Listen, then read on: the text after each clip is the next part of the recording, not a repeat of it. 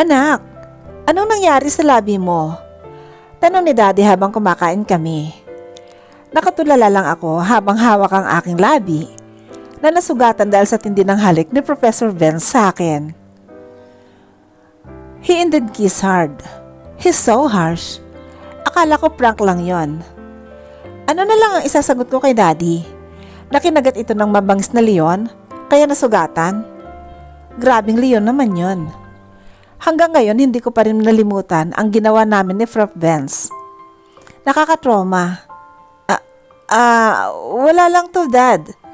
Nakagat ko lang. I lied. Mag-iingat ka sa susunod, ha? Yes, Dad. Pagkatapos namin kumain, dumiretso na ako sa bedroom ko. I took a bath. Habang nasa-shower ako, sa tuwing pumipikit ako ay naaalala ko kung paano ako halikan ni Professor Vance. I could still remember how he ravished my mouth like a hungry predator. I could still feel his soft lips touching mine. So hot. Hindi ko alam kung gaano kadelikado ang pinasok ko. It feels like I just fed myself to a lion. Poor little mouse. Makakapasok pa kaya ako nito? At kaya ko pa bang harapin si Prof?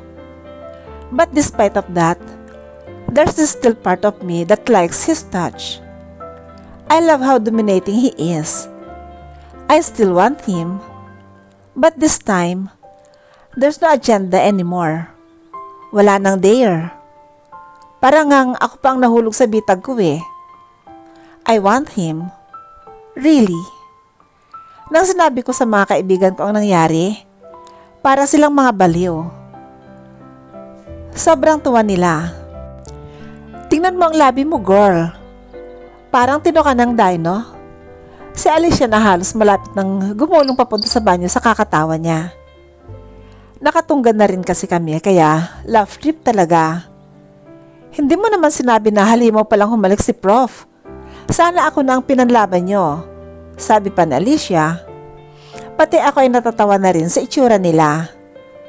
Pulang-pula na ang mga camel. So, anong feeling, girl?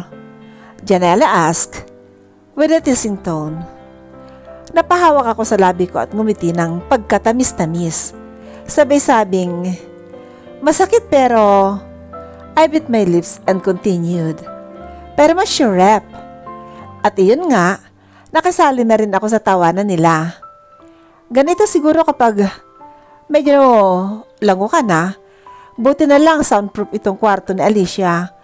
Kaya hindi umalingaw-ngaw ang mga halimo naming tawanan. Masarap naman talaga eh. Habang naglalakad ako sa koridor, nakasalubong ko si Professor Vance.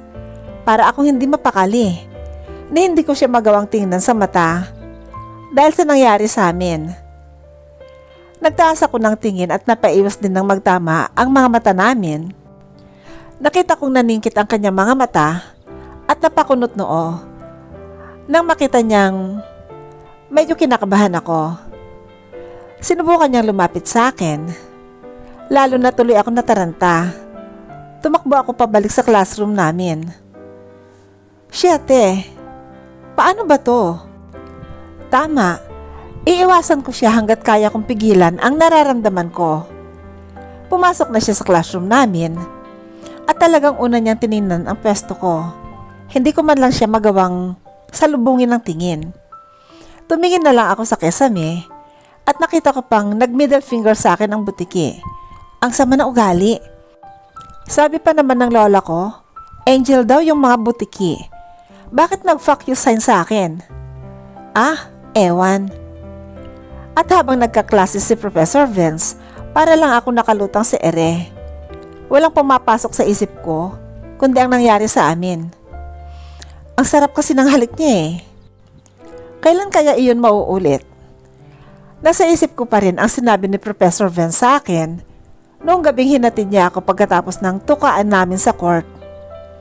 I can't get enough of your lips. I'm addicted to it. Babalikan ko to. It tastes like chocolate. Iyon ang sinabi niya. Hindi ko alam kung nagbibiro ba siya pero parang wala sa bokabularyo ni Prof ang magbiro. Hindi ko na malaya na nakatulog na pala ako sa pag-iisip. Nalimpungatan na lang ako nang parang may yumuyugyug sa braso ko. Pagtingin ko, si CNJ pala ito. I scattered my sleepy eyes then.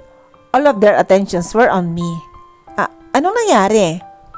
I asked CNJ, still sleepy. Kanina ka pa tinatawag ni Frop. Lagot ka. Sagot nito. I situated my eyes on front, and there, I saw Professor Vance Hanson wearing his grim face. The way he gritted his teeth was very evident on his chiseled jaw. Kitang-kita sa mukha niya ang pagkadismaya. Nanlamig ako sa paraan ng titig niya sa akin. On my office, Miss Magalona, now. There we go. Ano na naman kaya ang ipapagawa niya sa akin? It's time to mop the library, and more worst, sa comfort room. No way! Magwawala talaga ako. Nauna siyang maglakad sa akin. Nasa likod lang niya ako at medyo malayo ang distansya namin. Para akong tuta na nakasunod sa kanya, ramdam ko ang mabibigat na hakbang ni Prof. Vance habang patungo kami sa kanyang opisina. He's so upset. Alam ko yun. Nasa tapat na kami ng office niya.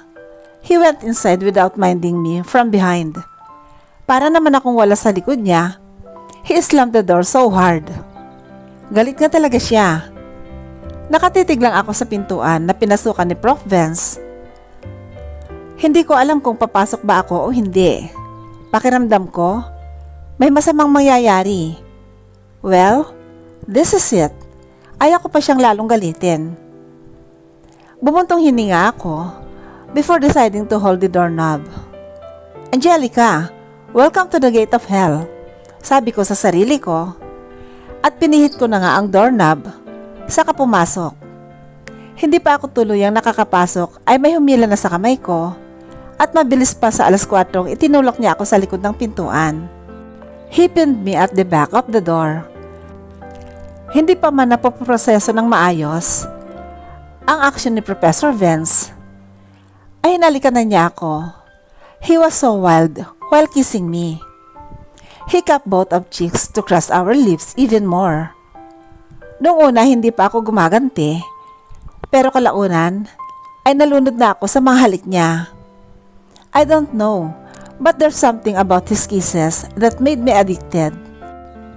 Naranasan ko na rin namang mahalikan noon, but Professor Vance's kisses always made me enthralled. The way he ravished my lips created a heat within me. Am I crazy or what? But the moment I tested his lips, it tasted familiar. Para bang nahalikan ko na ito noon. Ewan. Basta na-addict na yata ako sa mga halik niya. Naramdaman ko na lang na binuhat niya ako, pero nakasandal pa rin ako sa likod ng pintuan. Naramdaman ko na hinawakan niya ang pang-upo ko. That made us moan in pleasure. Ang ginagawa naming halikan ay gumagawa ng mga ingay.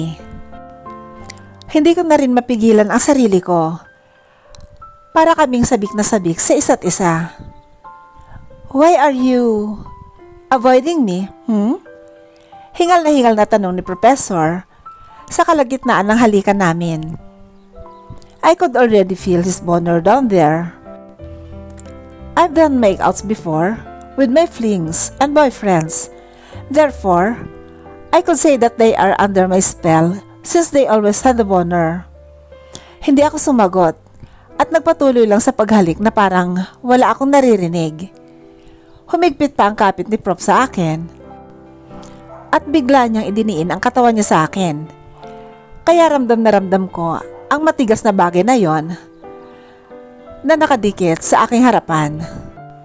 At kahit na may mga saplot na nakapagitan sa amin, ay ramdam na ramdam ko ang katigasan nun. Parang bakal.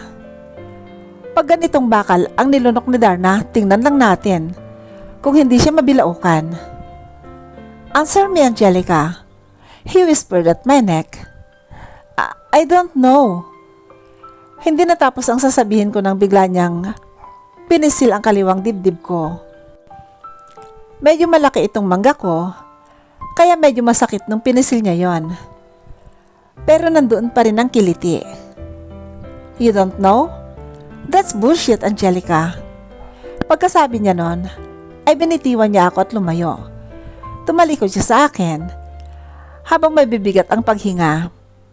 Nakapamewang siya na tila ba hindi makapaniwala sa sinabi ko. He's so frustrated. Binitiwan ba naman ako habang nanginginig pa ang mga tuhod ko? Later on, he faced me with a frustrated face. You said you wanted me, he said, as if he was trying to point out something. Hindi na naman ako nagsalita. Gusto ko munang huminga dahil hinihingal pa ako at nagiinit pang pakiramdam ko. Sumagot ka, Angelica. Kung hindi lang halik ang aabutin mo sa akin. Nagbabanta siya, kaya huminga muna ako ng malalim bago muling nagsalita. Hindi ko nga nakayanan ang halik, more than that pa kaya. Lalo pat naramdaman ko na ang matigas na bakal na yon. Kani-kanila lang. Nahiya lang ako. But don't worry. It won't happen again. Pasensya na, Prof. Napayo ko ako. Hindi ko siya kayang tingnan sa mata. Narinig kong tumawa siya ng mahina. Then, I saw him walk towards me. Nagsimula na namang rumagasa ang init at kaba sa kalamnan ko. And when he's near, I am burning with flame. He held my chin and pulled it upward in a slow manner. Kitang-kita ko ang pagnanasa sa kanyang mga mata. And his proud nose slowly touched mine. He was so close that I could already smell his minty and warm breath. This is pleasuring. Parang namamasa na ang ibaba ko sa posisyon namin. It's too late, Miss Magalona. I am already addicted to you. You're my addiction. Ginising mo ang natutulog kong diwa. It wants you. He deeply said with a heavy breathing. Dahan-dahan gumapang ang kamay niya papunta sa dibdib ko. Pati ang kanyang mga labi ay nakarating na rin sa lantad kong leeg. Impit na ungol ko nang maramdaman kong sinisip-sip niya ito. Ang mga kamay niya ay dahan-dahang gumagapang papunta sa aking tiyan. Hinihimas-himas niya ito na nagpanginig ng tiyan ko. Parang napapaso ako sa mga kamay niya. Sobrang init ng pakiramdam. Say you want me, Angelica? He whispered between my neck. Tumaas ang kamay niya at minasay na naman ang aking mga mangga. Hindi pa siya nakontento at isinilid niya ang kamay niya sa damit ko. Ngayon ay tanging bra na lamang ang nag-uugnay sa mga makasalanan niyang kamay at sa malulusog kong mangga. Mas lalo akong nalulunod na halos maiyak na ako sa sobrang saya sa paghawak-hawak niyang yon. I moaned, Professor. He bit my lower lip softly. Say it, baby. Say you want me. Hindi ako makapagsalita at pikit na pikit ang aking mga mata. Binabaliw niya ako sa mga haplos niya. At baliw na nga ako sa kanya. Naramdaman kong ngumisi siya. You're so stubborn, you know? You won't say it. Then, I will make you say it. After he addressed that, he kissed me so hard. At halos mapugto na ang hininga ko. Hindi pa man ako nakakasabay sa mga halik niya. Ay pinasok niya ang bibig ko at naghahamon ng espadahan. He cupped my breast so hard that made me moan in pleasure and pain between our kisses. I could sense that he smiled. Pinutol niya ang halik namin at pinihit niya ako patalikod. Kapwa kami humihingal. Isinandal niya ako sa pinto patalikod sa kanya. I haven't recovered yet, but he pushed his hardness on my ass. Kahit may mga tela pa sa pang-ibaba namin, ipinapadama niya pa rin sa akin. Ang katigasan niya. Paulit-ulit niya itong isinasagad sa likod ko. Sobrang nakakakilig. Prof, ungol ko na parang nangungusap. Say it! Tuluyan na nga akong napasigaw ng hawakan niya. Ang aking pinakaiingatan. Professor, I want you. Professor, I want you. Tame me, Professor. At doon lang siya natigil. Pawis na pawis akong humarap sa kanya. Nakita ko ang tagumpay sa kanyang mga ngiti at sa kanyang mukha. As you wish, my dear Angelica. I want you to. I would love to tame you. This is it. Wala nang atrasan to. Kinikilig na ako sa posibleng mangyari. At umaasa ako na hindi niya ako bibiguin. I want long and more, Professor. At mula noon, I already under the hot professor's spell. As if we had a secret relationship, but we are not together. Malabo pa rin sa akin ang setup namin. But the important part is, I agreed to be tamed by him. We exchanged phone numbers. I asked if it was needed and he answered yes. But as of now, sikreto pa rin ang relasyon namin. At walang nakakaalam. Maliban na lang sa aking mga kaibigan. Glad that they understand me. And they're no more. Ayos lang naman sa akin ang ganitong setup. At ayoko rin naman ng commitment pa. At isa pa, student-teacher relationship is strictly prohibited on our school. Hey, kumain ka na? Nag-text sa akin si Professor. Yes po. I texted back. Good to know. I am on the meeting right now, but I can't stop thinking about you. Napangiti ako sa nabasa ko. Professor Vince never failed to update me. Kahit saan siya magpunta o anong ginagawa niya, ay pinapaalam niya ito sa akin.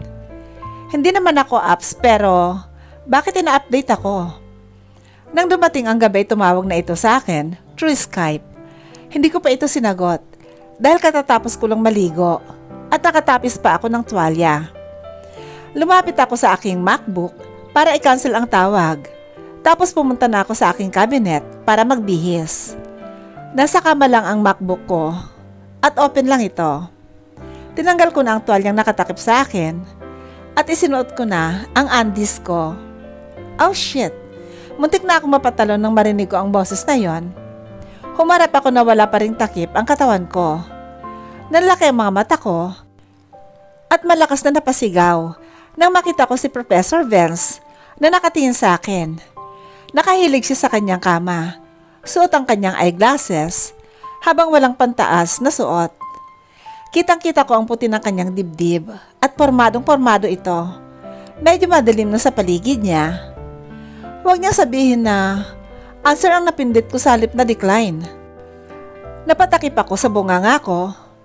Oh my God! Di nakita na niya ang kahubdan ko. Pinulot ko ang tuwalya at tumakbo sa CR at doon ako nagbihis. Why am I so careless? Ngayon, hindi lang niya ako nahawakan, kundi nakita niya rin ang lahat-lahat sa akin. Pagkatapos kong magbihis, lumabas na ako, suot ang aking pantulog. I sat on the bed and get my math book. I saw Professor Vince now on his shirt on while leaning his back on the headboard. He cleared his throat when he saw me. Hi! Parang wala lang nabati ko pero nandoon pa rin ang ilang. His jaw clenched. I want to touch you right now. Are you seducing me? Because if yes, I am very seduced, baby. You just met me watch you and getting dressed. Darn it! I could hear his loud breathing from the speaker, and it really turned me on. The way he speak, it's so hot. Hindi ko naman sinadya yun. I was about to press the decline, pero hindi ko na malaya na nasagot ko pala. Tumawa siya ng mahina. It's a good accident though. I just rolled my eyes. That made him groan. Ano na naman ba ang problema sa ginawa ko? Bawat galaw ko na lang ay may reaction siya. I might lost my patience and might fuck you so hard. Nagtitimpi lang ako, Angelica. Sa loob ng isang buwan na patago kaming dalawa, hanggang make out lang talaga kami. No more than that. Palagi na lang kasi itong nagtitimpi. He doesn't want to have sex with me yet. Kapag nalulunod na kami sa makamundo namin ginagawa, bigla na lang siyang tumitigil. Bigla na lang nagiinit ang ulo ko dahil talagang nabibitin ako. Handang-handa na ako, pero hindi ko alam kung anong pumipigil sa kanya. Prof? Tawag ko sa kanya. Kumunot na naman ang noo niya dahil tinawag ko na naman siyang prof. Ayaw niya na kasing tawagin ko siyang prof dahil wala naman kami sa university. Angelica Trinity, how many times do I have to tell you to call me by my name and not that fucking professor? Ano bang itatawag ko sa'yo? Love? Biro ko? Hindi siya makasagot. At bigla na lang itong naubo at pagkatapos ay inayos ang salamin na suot. Natawa ako sa mukha niya dahil nagpipigil na naman siya ng ngiti. Oh siya, Vince na lang, sabi ko. Vince, I want to hang out with my friends on Sunday. Where? Seryoso niyang tanong na nakakunot na naman ang noo. Sa bar, you know, girls' night out. Girls' night out, but there are boys around. Baka mapano pa kayo. And you also have an exam to take. You better review. Alam ko nang ibig sabihin niya. Hindi papayag ang matandang to. Iinom lang naman kami. Nagtaas ito ng kilay. Pinag-cross ang mga braso nito sa tapat ng dibdib. You're being alcoholic, Angelica. Stricto nitong sabi. Ano bang gusto mong gawin namin sa bar? Magrosaryo? Pilosopo kong sagot. If you'll go, I'll go with you. Kinabahan naman ako doon. Ayaw ko pang ma-issue kaming dalawa at baka may makakita sa amin. I care about this reputation and ayaw kong sirain yon. He worked on that a lot at ayaw kong mawala lang yon sa kanya dahil lang sa akin. Kaya hindi na nga ako nagpumilit pa. I talked to my friends that I am not coming with them. Kaya ang mga ito, nag-cancel na rin ng plano. Dahil hindi sila kompleto. It will never be fun without me.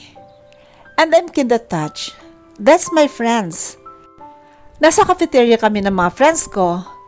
It was our vacant time. So we decided to catch up.